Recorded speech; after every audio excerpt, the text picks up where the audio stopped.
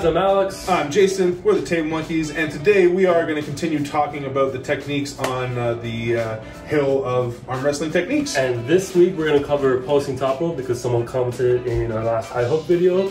Shout out to Willie P. Willie P, alright, sweet. And so that is also like starts at the top of the outside part of the hill. So we've already covered the bottom two corners, the King's Move, the flop press, and the high hook is the last video we did. So since we're starting with T1, as we call it, we're going to just move down that hill. So this video is going to cover T1 and T2, and then next week we're going to do another video covering T3 and T4. Yeah, and T1 and T2 are pretty similar, so we figured we'd cover them in the same video. Yeah, Ryan did a video recently covering top rolls, and he kind of combines them as one move, the posting top roll. Yeah. So we're going to explain how we consider the post or the sweeping top roll to be different, and here we go. Yep.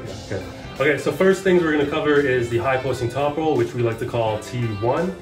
And so to set this up, a lot of people have 2 feet under the table to give them a little extra room to drive their hips under.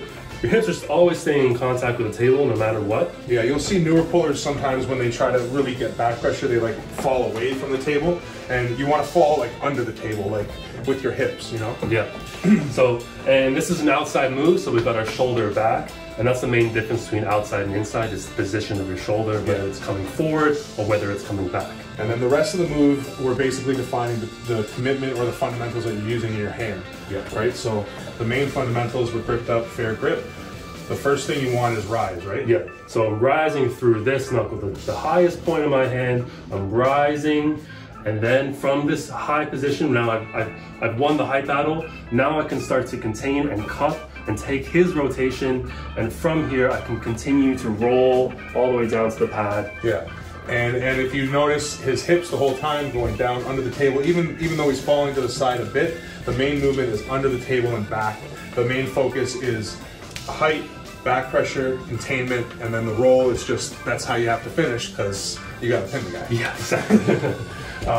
The main fundamentals, rising, cupping, and then rolling for the finish, right? You'll see Devon say this all the time, rise, cup, roll. Yeah. It's the most classic top roll there is. And it's probably the safest way to pull when you're a new puller is learning to pull this way, is learning to establish back pressure, then learning how to get height in the hand, then learning how to contain people with your hand, and then learning how to roll through at the end. Yep. As you progress through those moves, you'll start to develop side pressure and you'll start to learn how the hand feels, and then the rest of the moves will make sense. Yep. So on to T2. So again, since most of these moves are, at least on the outside, since your shoulder is out of the game now, or retreating from the game, and they're really defined by the fundamentals in your hand, T2 is very similar to T1, except that we're going to be going to the side more, and we're going to be attacking more of the rotation and not as worried about getting so much height in the hand. So the height's coming from the setup. Usually somebody who's setting up now, your most prominent, in our opinion, T2 pullers would be Andre Pushkar and Travis Bajan. Travis Bajan, for sure. Yeah. So both of them are going to set up like with their shoulder, this shoulder to the side and back because they want to come crashing to the side. Now it's different than like coming forward like a presser, so they're not committing their shoulder into the game and risking their elbow and everything. They're still all back pressure and not really like containment, like trying to take you in towards them. Their containment comes from taking your rotation and just setting it with side pressure to the side, right? And if you watch them pull, you'll notice their elbows, they don't come all the way to the back of the pad very often. It's usually a lot more to the side of the pad. Obviously they come back a bit, but if you watch like the T1 pullers like Devon and other guys that are trying to come way back, you'll notice that they come really to the back of the pad before they're coming to the side. With the T2, you're coming to the side before you're kind of falling back, right? Yeah, the T2 is much more of an offensive move. Like you're trying to flash pin the guy off the go. T1 is more about gaining control, and then from control going for the pin. Yeah. That's why like Travis and Pushkar are famous for ending matches in split seconds. Yeah, and the real difference between the two of them as far as the way that they pull, Pushkar is more about this cupping fundamental, where you notice Travis doesn't really worry about bending his wrist. He knows as long as he can keep his wrist flat and keep his hand somewhat high in the game where he hasn't lost his riser like this, then he can get so much side pressure to the side and he can hit so fast that your rotation kind of goes because of the side pressure. Yeah. You know what I mean? So again, for us, T2 is going to be about cupping and containing your opponent's rotation and then hitting to the side to finish while maintaining as much back pressure as possible. Right. While maintaining back pressure, while maintaining static pronation, so I can't get my cup. Yeah. It's a very static hand position. Yeah. While applying a ton of side pressure. Yeah. Right? So the good example for both these moves would be an old video that Brzezinski did. So we're going to throw those two clips in here where he explains the posting and the sweep. This is the example of the posting top roll. Knuckles high. After the go, tricep to the bottom of the pad. Then take your opponent out of position with your knuckles high. This is an example of the sweep. Instead of going wrist to wrist like the hook, you maintain a flat hand position and use superior side pressure to take your opponent to the pad. All right, guys, so we have shown you how to do the two moves. Now we're going to show you and explain a couple counters to those moves. So starting with T1 again. Yes. So the main fundamental that you want in T1 is riser. That's the first thing that you want to establish as a high posting top roller, is making sure that your riser is up and intact and good to go. So the first thing that you want to take away from a high posting top roller is the riser, which you're going to grab them low and take their rotation, which takes the riser out of the game. If we set up and I grab Alex kind of low like this, and he tries to rise up into my hand, but I drop down onto his wrist, so I'm attacking him like on this part of his hand down here, it's really hard for you to even access your strength up here. Because you're not even placing your fingers up here. You're going low. I don't even feel that connection through this knuckle anymore. You're containing me more with your lower, your pinky and your ring finger, containing my wrist, taking my pronation, and then I get stuck right here. Yeah. And I can't use my back pressure, I can't use my riser. Yeah. I'm like in a hook, a really shitty hook. Which is probably the last place that a high posting top roller wants to be. Yeah. Right, is in a hook. So what's the best answer? Like every move kind of has like the best answer being like what you can have the biggest strength variance maybe in your opponent's like strengths and still beat them. So to us that would be like H2 and H3 against a T1. So if somebody's a big high posting top roller, a low grip hook puller is probably the best way to attack them. Yeah, so first thing you do, you take their rotation, and then from here, you can either finish off to the side, you can do more of an H2 drag, or you can even shoulder. Yeah, commit the shoulder and press. Yeah, and now if your opponent is strong enough to roll out of that, like if you go to take his rotation and he can get into your fingers and starts to crack your wrist back, now you know, trying to continue to fight for that is not a good option. Hanging on is a horrible option. That's exactly what he wants. Is what he wants as a high posting top roller. Go back there where you were. Is for me with my fingertips to try to hang on to him, especially up here where he wants to put all this pressure. If I'm like trying to hang on up there, he's like, oh, thanks. I'll just roll right through that. And done. So if you feel like you go to set that hook and he's into your fingers, you're going to commit your shoulder, drop into a press. And if he's strong enough to pull through you, it's going to be a slip, and you're going to go to the straps. Yeah. And that's probably the next best option. Yeah, exactly. Get to the strap. My riser as a posting top roller will be negated. You'll have access to drag, be easier to cup. It's a better option, I think. Yeah, so if you can't turn them in, you slip and you get to the strap. Now, every move can beat every move. It's just a matter of strength. Strength is the #1 factor to winning, right? Because it is almost a strength sport, but it's still a combat sport. So you got to know where you're stronger and where your opponent's weaker in order to know which strengths to use. And that's where the combat kind of comes into play. Right. So again, if you're a hook puller, you want to turn them in. You want to get their rotation first. If you're a top roller, you're going to want to rise with them. So if we're both high posting top rollers, whoever wins the height game is going to win. And that's where you see like guys get into this weird finger battle and all that stuff. It's because they're really both just fighting for height, and then they're both actually hanging on and like containing each other. Yeah, and then it leads to the exploding hand technique, which which is a pretty cool move to do. Yeah. Another thing is like if you are both going high posting top roll, chances are that you're gonna slip. Exactly. Right? And you're gonna end up in the strap.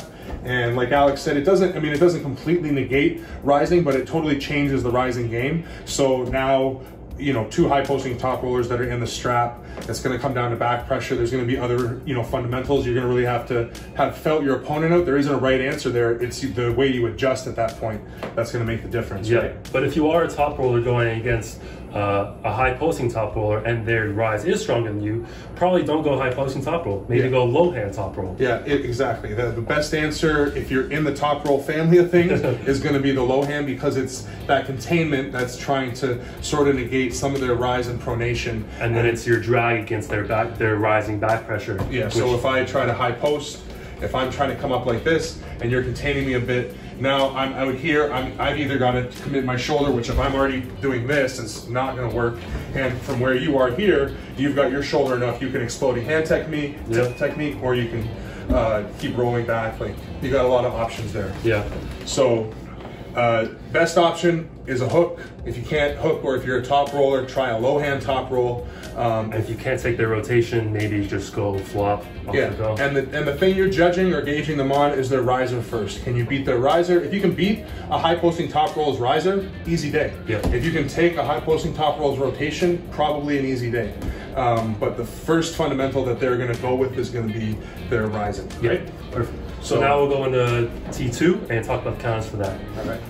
All right, so now we're going to go over the counters for T2. And because T2 is such an offensive hit type move, the best thing you can do is stop the match. Yeah. So anything you can do to stop the match and hopefully get your opponent out of position, because they've committed so hard to the side, it should leave you in a good position to win from there. Yeah, and the other thing with this move, because it's like you're not really dominating for a certain fundamental, you're just trying to maintain all of them and go straight to the side. What you want to do is kind of find the gap, like where are you stronger than your opponent? So if you think about the triangle and the 3 basic moves being the hook, the top roll, and the press, if you're a top roller, you need to beat their rise. If you're a hooker, you need to beat them like by turning them in, beat their rotation. And if you're a presser, you need to beat their side pressure, right? So let's explain that a little bit. So do the press first. Yep. So I'll press and you top roll. So if I win the press, I am able to get in and get him outside his shoulder before he gets across the pad. So now his elbow is fighting my shoulder, and there's no way he's going to win that battle. Never. Yeah. You'll see Travis and Jerry end up in this position all the time. Yeah. And Jerry always wins. Travis is just stuck here trying to rotate through his elbow, and Jerry's shoulder is just way too much. He's just able to commit his shoulder so quickly, even though Travis is such a fast hitter, that Travis can't get the position that he wants, gets outside his shoulder. And because Travis, he doesn't really want to win a whole bunch of hand position here, he just wants to maintain it flat. But because Jerry's giving it all up, Travis ends up in this kind of over-rotated position that he doesn't really want to be in, right? So what Travis is actually looking for is that he gets me here. So he's got his elbow across the pad and my hand is outside my shoulder, and now I don't feel nearly as comfortable. I'd have to get way back behind here to get behind my hand. And as I move, you can just take me to the pad. Like, I'm in a shitty position here. So you've given up everything to commit your shoulder, and if you don't get that, you're screwed. Yeah, so like when a hook or a press guy come in, it's like who can get the bone line first. It's kind of the same thing here, but it's sort of who can win center of the table. Like if I get my shoulder across the center of the table and committed before he can get his elbow across the center of the table and committed, then I win the game there. Yeah. So again, the side pressure is the battle that you need to win if you're a presser. If you're a hooker, so if you want to hook, and I'll do the top roll. Yeah. So again, it's like flat pressure. I'm just trying to come across. If he can take my rotation, look at how overcommitted I am. You know, and you might see this a lot in like amateur matches with guys who come in and they're strong at just going like this, and they go against a good puller, and the good puller is able to turn them in, and then all of a sudden they're in this shitty position. And then from here, I have a lot of options. Yeah. But the best thing would just be to drag and attack your arm even more. Yeah. As the top roller, your arm is the weakest part usually. Yeah. So. And if I'm at all a knowledgeable puller, I know that once I'm here, I can't keep committing. Bad things are going to happen. So if I've either got to try to figure out a way to get back behind my arm, or I've got to come back to my hand, which as soon as I do that, I leave a huge gap for my opponent to hit into, right? So again, if you're a hook puller, take the T2 or the sweeping top roller's rotation. That's the first thing you want to do. And now if you're a top roller and you see Devon kind of do this against push car, right? Yep. If you're a top roller, then the thing that you want to fight in your opponent is their riser. Yeah, you want to beat their riser. So again, push car is all up like this, and he's trying to come in to the side, and because Devon fights so hard with his riser, push car's wrist starts to crack. He ends up here trying to fight like this, starts looking, can't find it, Devon's laughing at him. Eventually it's up high here. hook, and it's too much. It's just too much, too strong. Yeah. So you take one fundamental away, and that usually stops them in their tracks. Yeah. And then from there you can work slowly, yeah, until you can get the pin. And again, if you think about pullers that pull like this, if they get stopped, they usually don't win the match. Andre, obviously, a lot more fight, a lot more options than Travis, and Travis still has pulled out a few matches that do get stopped, but majority of the time, it's either bang to the pad or they get stopped, and Travis is like, okay, I don't even want to pull anymore. Yeah. Or he just pushes the table to the side and starts hitting the boxing thing and calls it an arm wrestling match. I don't know what that was about. I don't know anything. Anyway, no controversy. But, that's the video. I hope you liked the video. We're going to continue, as we said, the top rolls next week. We'll do T3 and T4, explain the differences. We're also going to explain a little bit of the differences between T4 and the King's move, and what we think is the difference between open top roll and a King's move. Yeah, there's still a lot of controversy, or not controversy, but speculation on what the difference is there. Yeah. And we'll cover that in our next video, but try to clarify it. So, yeah. Comments, feedback, let us know what you think, share, subscribe, bell, all those things. That was all the things. Yeah, and what you said. peace.